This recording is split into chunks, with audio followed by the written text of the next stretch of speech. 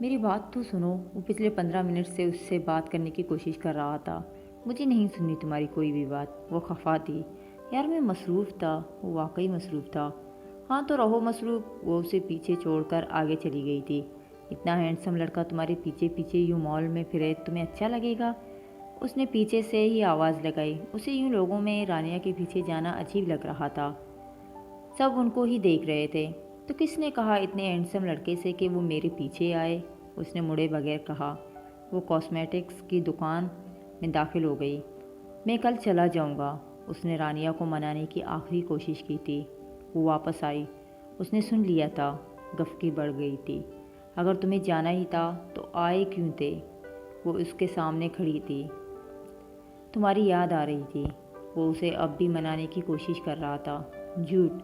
اگر یاد آ رہی ہوتی تو تم میرے میسیجز کا جواب دیتے، میری کالز پک کرتے، یوں جا کر مجھے بھول نہیں جاتے۔ وہ رو دینے کو تھی۔ یار نیٹ ورک نہیں تھا اس ایریے میں۔ جب آیا تو میں نے تمہیں کال کی اور آتے ہی تمہیں ملنے آیا۔ وہ صفائی دے رہا تھا۔ احسان۔ وہ بے نیازی سے آگے بڑھ گئی تھی۔ یار تم سمجھتی نہیں ہو، کام ایسا ہے کہ کھانے پینے کا ہوش نہیں ہوتا۔ وہ اس کے پیچھے باہر آ گیا تھا۔ تو ٹھیک ہے، جاؤ کرو کام، وہیں ڈیوٹی نبھاؤ۔ اس کی گفکی بڑھ گئی تھی۔ وہ گاڑی میں جا کر بیٹھ گئی۔ ایک ڈیوٹی کر آیا ہوں، اب دوسری ڈیوٹی کرنے آیا ہوں، لیکن یہ باس کڑوس ہی بہت ہے۔ حمزہ نے سامنے گاڑی کو دیکھتے کہا۔ مجھے پارٹ ٹائم نہیں، فل ٹائم بندہ چاہیے مسٹر حمزہ۔ رانیہ نے بھی اترا کر کہا۔ تو کسٹمائز کروا لو۔ وہ اب اسے چھیڑ رہا تھا۔ تم بیٹھے رہو یہاں، میں جا رہی ہوں۔ وہ نکلنے لگی تھی جب حمزہ نے اس کا ہاتھ تھاما۔ اچھا رکو تو، 4 دن سے میں تمہیں میسیجز کر رہی ہوں، بغیر بتائے بغیر ملے چلے جاتے ہو، پھر میسیج کرو تو تم کوئی جواب نہیں دیتے، کال کرو تو تمہارا نمبر بند آتا ہے، جا کر کبھی پوچھا نہیں کیسی ہو، کیا کر رہی ہو، ٹھیک ہو؟ یوں ہی ایک دن میں مر جاؤں گی اور تمہیں وہاں پتہ بھی نہیں چلے گا۔ وہ اب رو رہی تھی۔ میرے خدایا! حمزہ نے سر پکڑ لیا۔ آ تو گیا ہوں، اب جان لو گی؟ وہ کچھ نہیں بولی تھی۔ اچھا ادھر دیکھو، بتاؤ کیا ہوا ہے؟ کیوں اتنے آنسو ضائع کر رہی ہو؟ اس نے رانیہ کا منہ اپنی طرف پھیرا۔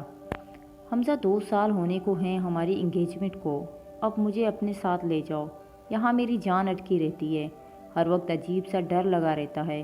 اس کی آنکھوں میں واقعی خوف تھا۔ کیسا ڈر؟ وہ فکر مند ہوا۔ مجھے طرح طرح کے خواب آتے ہیں، ڈر لگتا ہے میں تمہیں کھو دوں گی۔ اس نے دوبارہ رونا شروع کر دیا تھا۔ اوئے پاگل! حمزہ نے اپنا بازو اس کے گرد پھیلایا۔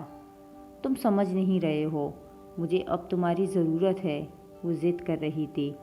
رانیہ تم ایک ہو، اس ملک میں کروڑوں ہیں جن کو میری ضرورت ہے۔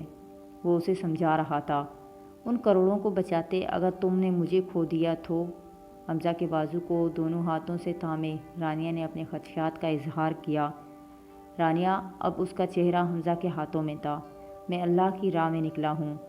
جب میں اس کے بندوں کے ساتھ بلائی کر رہا ہوں تو وہ میرے ساتھ بلا کیسے یوں کر سکتا ہے؟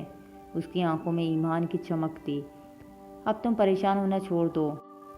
ابھی تو کل میں جا رہا ہوں، لیکن جب اگلے ہفتے میں آؤں گا تو ہم نکاح کر کے رخصتی کر لیں گے، ٹھیک ہے؟ وہ اب اس کے بال ماتھے سے پیچھے کر رہا تھا۔